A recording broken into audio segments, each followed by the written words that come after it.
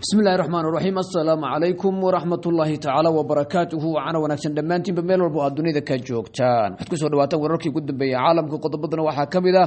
wararkii ugu dambeeyay xiisada dawladda wadanka Mareykanka iyo Iran u dhaxaysa qodobka kalena waxa kamid ah duqeymo culus oo Ruushka ku qaaday wadanka Ukraine Pakistan oo iyaduna hadalladii ugu dambeeyay ama kulmadii ugu dambeeyay Mareykanka iyo wadanka Iran ka hadashay maxay sheegtay agaasimaha guud ee hay'adda qaramada midoobay ee dhinaca atomikada oo isaguna si yaab leh u hadlay barnaamijkan ku daawado hadii alla ka dhigo maxay ka tiri dawladda wadanka Iran guud ahaan xiisada gobolka bariga dhexe xagee maraysa Mareykanka oo mar kale qorsheynaya markii mid kamid ah weeraradii ugu xumaa oo lagu qaado wadanka Iran laba goobood ayaa la weerari doonaa sida muuqata labadaas goobood xagee ku yaalaan maxay yihiin barnaamijkan ku daawado hadii alla ka dhigo aad u mahadsantiin soo dhawaada qodobadaas hadba wixii soo kordho iyo kuwa degdeg iyo wax kale aynu markaa helno iyana barnaamijka ku soo qaadan doonaa aad u mahadsantiin soo dhawaada kanaalka subscribe si la wadaaga saaxiibadina muuqaalka aragtidina ka dhiibte guuleysta marka ugu horeysa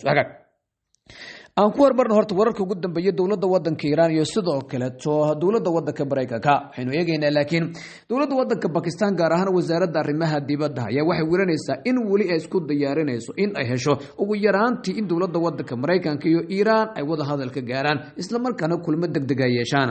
laakiin wasaaradda arrimaha dibadda dawladda wadanka Pakistan ayaa sheegtay in ilaa iyo hadda aanay ku guuleysan Pakistan si toos ah in ay isku soo horfariistaan marka laga reebo kulankii ugu horeeyay waxaana labada Pakistan ay weeranaysaa si weyn markaas inay u kala fogaadeen wali kama niyad jabayno wada hadallada iyo xiriirka iyagu labada dhinacna waynu sii wadi doonaa laakiin sida muuqato culays ayaa laga soo xiganaya wasaaradda arrimaha dibadda wadanka Pakistan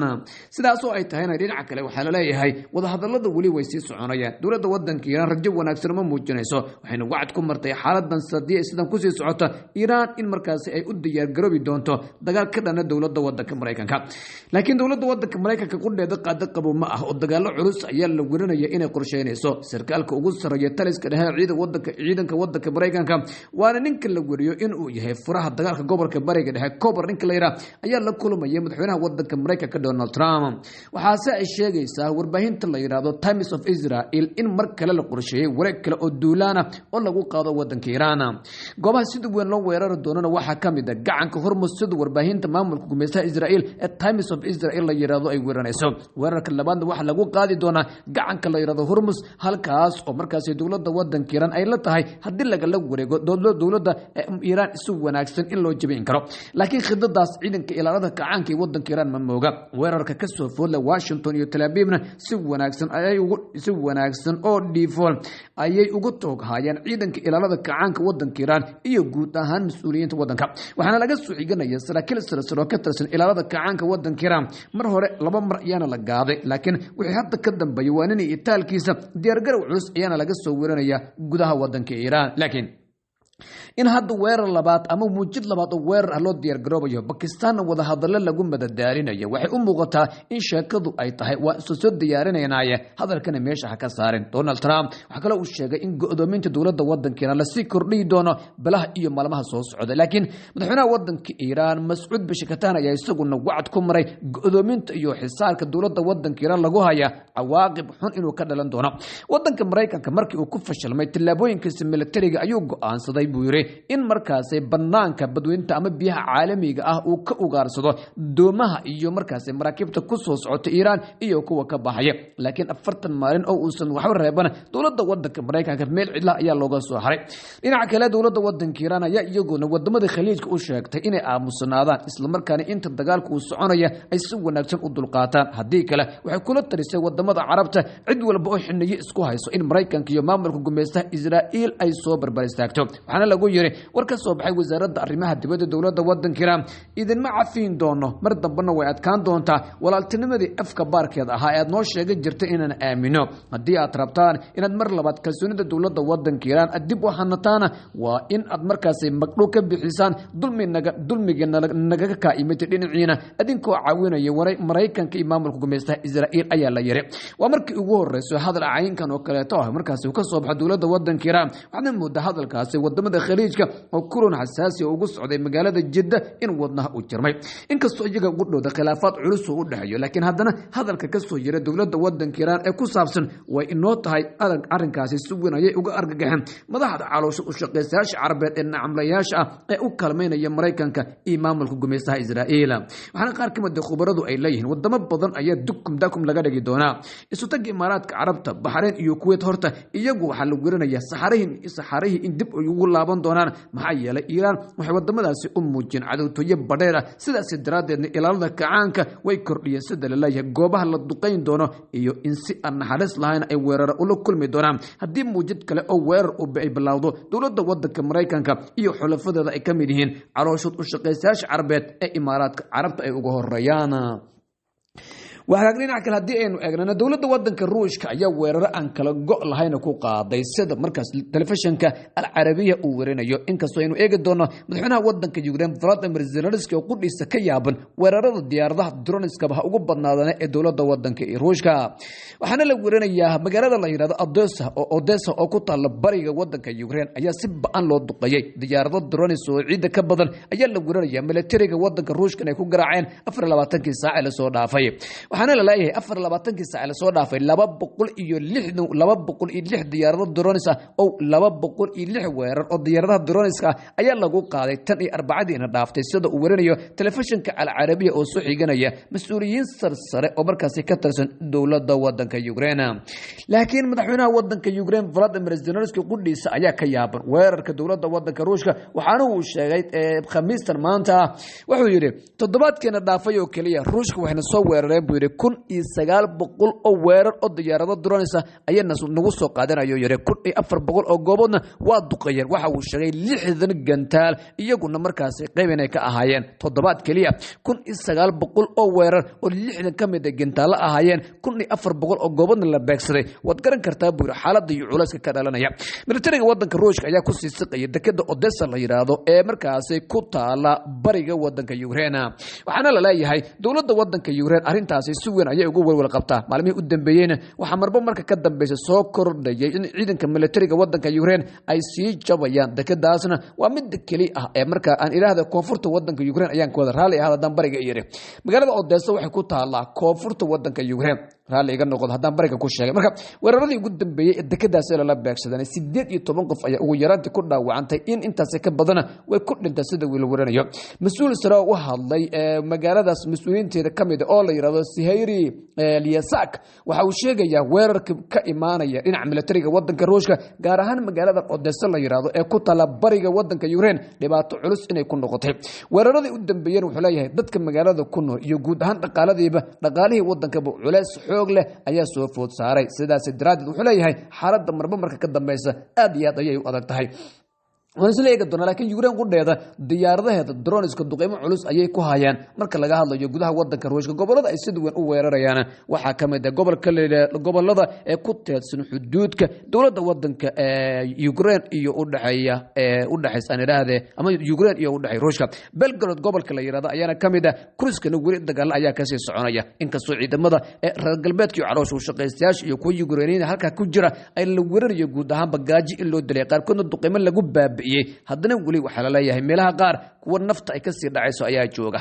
waxa ka dhinaca kale hadii aynu eegnana sheeko cajiib ah ayaa idinka hayaa hay'adda jimciyadda qurumaha ka dhaxaysa u qaabaysan atomikada adduunka ee yiraahdo IAEA ninka maamulo oo Grossi la yiraahdo ayaa sheeko cajiib ah warinaya horta ninkan markuu ugu horeysa dawladda wadankeena wax ku tilmaantay jaasuus inuu yahay isla markaana u shaqeynayo markaas maamulka gumeystaha Israa'iil iyo dawladda wadanka Mareykanka laakiin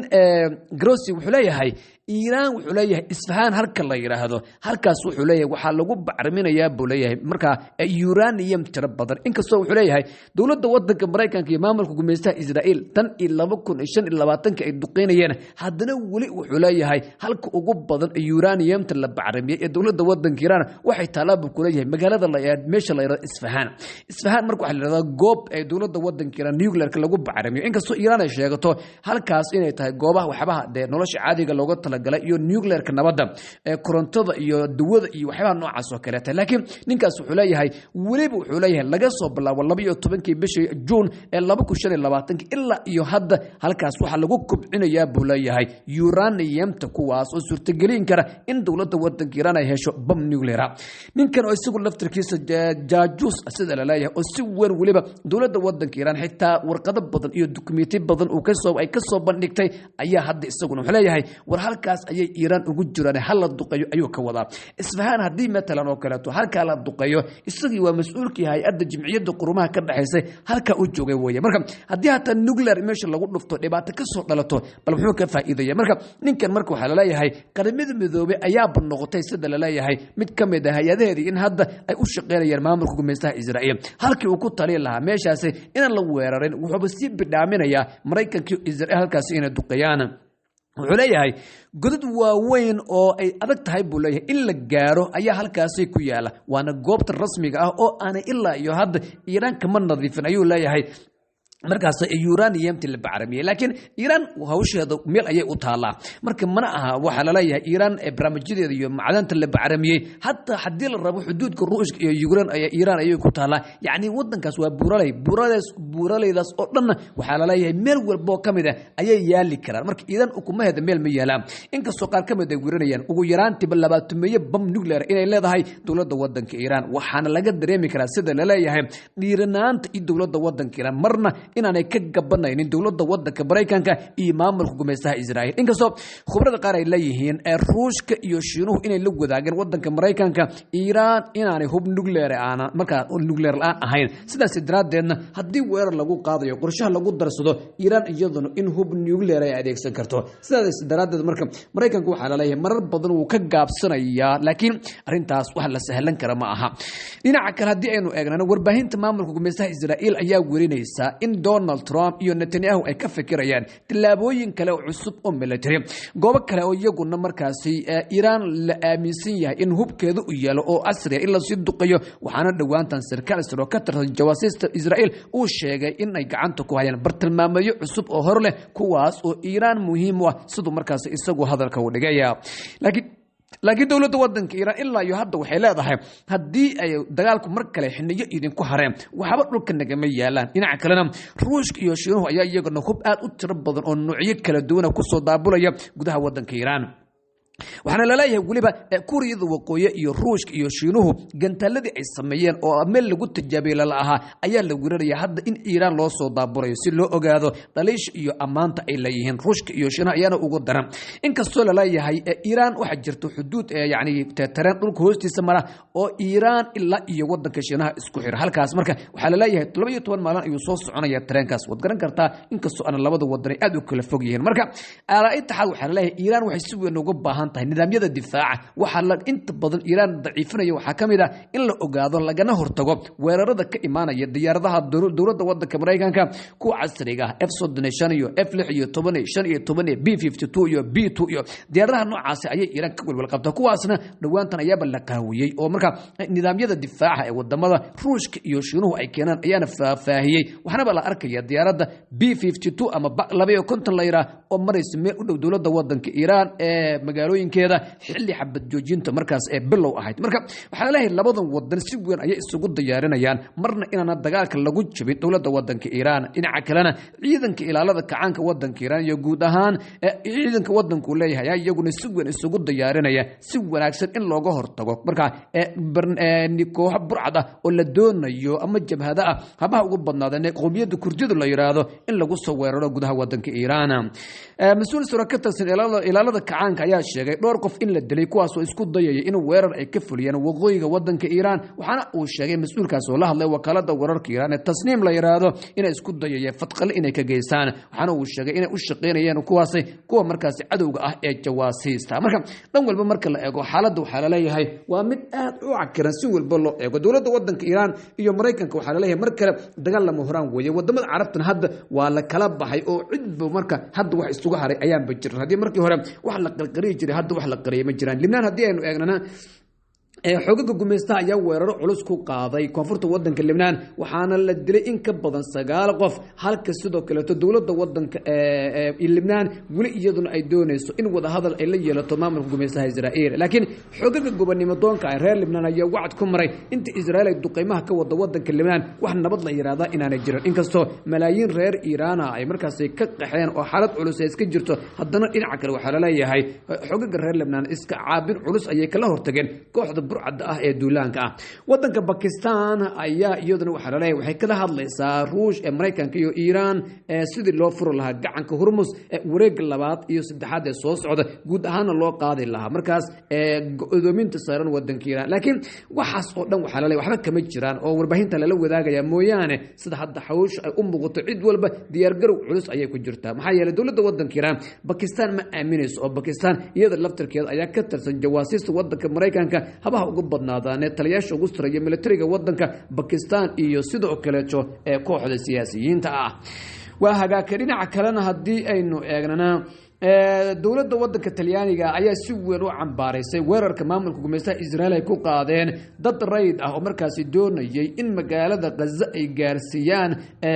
markaas dhinaca cuntada iyo waxyaabaha kale ee la midka ah wakaalada wararka AFP la yiraahdo ayaa guurisay in Israa'iil ay si xun ula dhaqantay dad ka soo jeeda wadanka Talyaaniga kuwaas oo doonaya in magaalada Gaza gaaraan waxaana looga daray kasrul xisaar ama doomaha godoominta isku diyaarinaya magaalada Gaza ayaana si ba'an loo weeraray Israa'iil ilaa iyo hadda arintaasi si dhab ah ugama aanay hadal laakiin wadamo badan oo ay isbiir u badan dadkooda ayaa isku diyaarinaya shacabka reer Gaza in la caawiyo halka 400 milyan oo muslimiin ah oo ku hareeraysan magaalada Gaza ay shada ka daawanayaan isbeedii galbeedka ayaa u soo gurmanaya shacabka reer Gaza ee ku dhimanaya magaalada Gaza Allah iyo gobonimada hanaga qaadin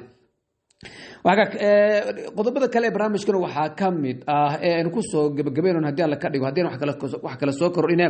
guud ahaanba gobolka bariga dhexe waxaa la leeyahay xaalad culus ayaa jirta waxaana marba marka ka dambaysa la filin karaa dagaal culus oo markaas ay ka yimaado Mareykanka oo isla markaana Iiraan ka dhana